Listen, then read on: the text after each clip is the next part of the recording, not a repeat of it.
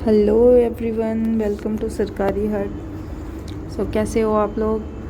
आज हम करेंगे डी ब्रोगली हाइपोथेसिस के मोस्ट इम्पॉर्टेंट 10 to 11 क्वेश्चंस। इसमें हम टॉपिक वाइज ले चल रहे हैं। आपकी स्पेशल रिक्वेस्ट पे फिज़िक्स शुरू की हमने एंड टॉपिक वाइज चल रहे हैं। मैंने सोचा है पहले मॉडर्न करते हैं। आप लोगों का सजेशन भी था मॉडर्न करना पहले, तो दैट्स इट, करते हैं modern. And modern physics easy है स्कोर करने के लिए, कम टाइम पे ज़्यादा आउटपुट, सो इट्स गुड। यही करते हैं पहले। और कैसे हो आप सब, कैसे चल रही है पढ़ाई और कैसी लग रही है आपको ये क्वेश्चन सीरीज़। कुछ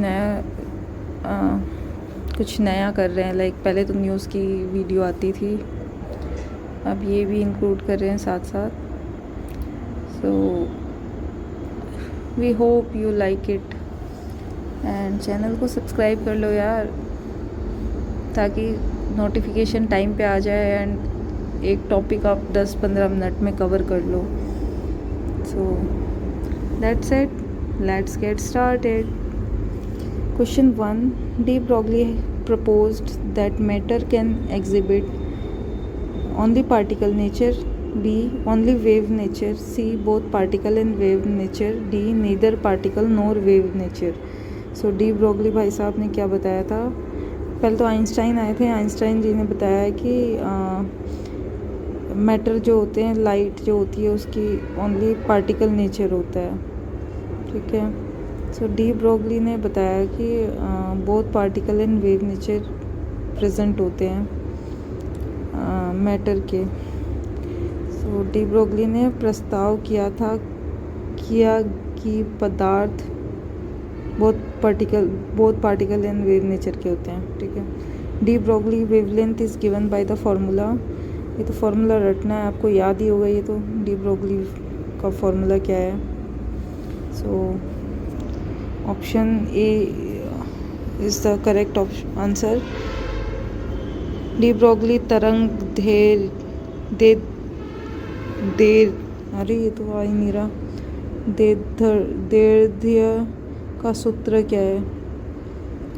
lambda equals to h upon p, where h is Planck's constant and p is momentum.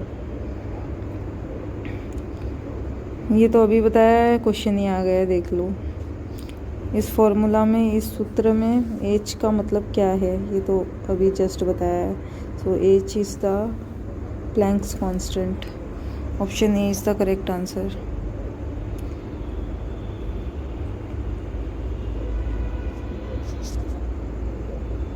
Question 4, which physical quantity is inversely proportional to de Broglie wavelength?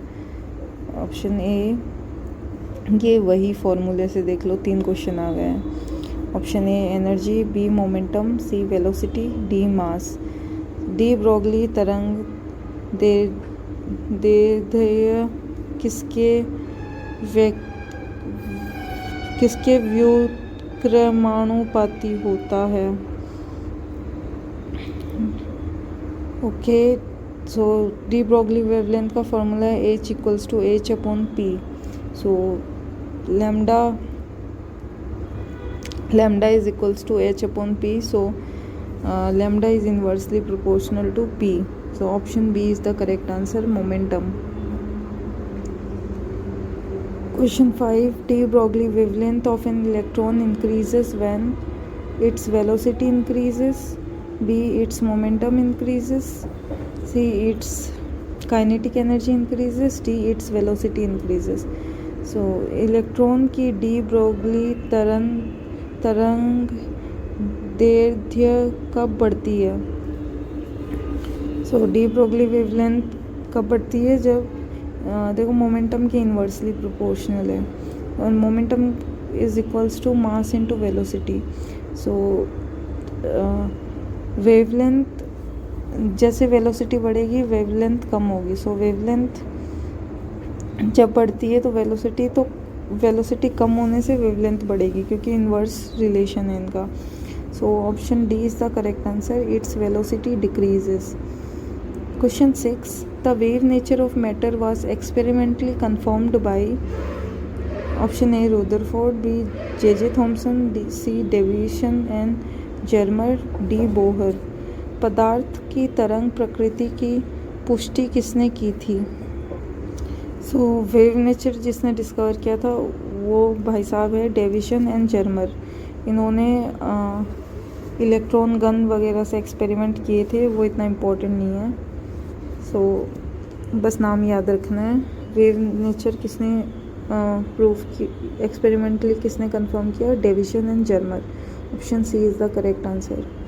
तो de Broglie hypothesis relates mass with energy, B energy with frequency, C wavelength with momentum, D velocity with wavelength. De Broglie सिद्धांत किसे आपस में जोड़ता है? ये तो पता ही है। It relates wavelength with momentum and wavelength is inversely proportional to momentum. Option C. Question 8. Which of the following has the longest de Broglie wavelength for same kinetic energy? Same kinetic energy मतलब v constant है, so lambda equals to h upon p में से तो p तो constant ही हो गया। सो बाकी जो चीज़ें वो m पे डिपेंड करेगी, मास पे। जितना ज़्यादा मास उतनी कम वेवलेंथ। सो ज़्यादा वेवलेंथ चाहिए तो कम मास होना चाहिए। सो सबसे लॉन्गेस्ट वेवलेंथ होगी option A proton, B neutron, C alpha particle, D electron. So सबसे कम जिसका मास होगा उसकी सबसे लॉन्गेस्ट वेवलेंथ होगी। सो इनमें से सबसे कम मास किसका है? Electron, alpha particle, neutron, proton. तो न्यूट्रॉन प्रोटॉन का तो ऑलमोस्ट सिमिलर ही है एंड एक अल्फ़ा पार्टिकल में 2 प्रोटॉन होते हैं। सो ये तो तीनों ही हैवी है। इलेक्ट्रॉन सबसे लाइट है, सो electron will have the longest D Broglie wavelength. Question 9. The de Broglie wavelength of a body is independent of option A its mass, B its velocity, C momentum, D charge. So de Broglie wavelength को किससे मतलब नहीं है? मास, देखो मास पे depend करती है because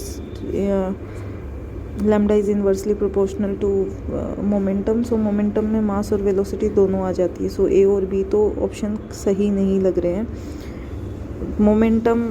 momentum क्या है? मोमेंटम मास और वेलोसिटी का प्रोडक्ट है, तो सी भी करेक्ट नहीं है एंड बचा option D. So option D is the correct answer, its charge. Question 10. De Broglie wavelength is significant for option A large bodies, B fast moving trucks, C microscopic particles like electrons, D all of the above. De Broglie तरंग दैर्ध्य किसके लिए महत्वपूर्ण है? सो D Broglie wavelength किसके लिए हम calculate करते हैं? हम स्मॉल माइक्रोस्कोपिक पार्टिकल्स के लिए कैलकुलेट करते हैं, लाइक इलेक्ट्रॉन्स, प्रोटॉन्स, इनके लिए। So option C is the correct answer.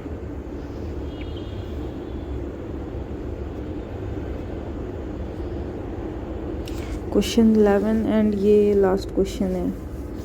The unit of de Broglie wavelength is, de Broglie wavelength की यूनिट क्या होगी? देखो वेवलेंथ है, लेंथ है किसी चीज़ की, तो वो तो मीटर में ही आएगी।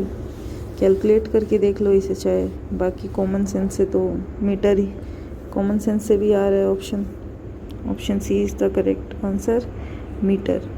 सो दैट्स वाज इट गाइस। कैसा लगा आपको एंड कितने क्वेश्चंस करेक्ट हुए आपके 11 क्वेश्चंस में से?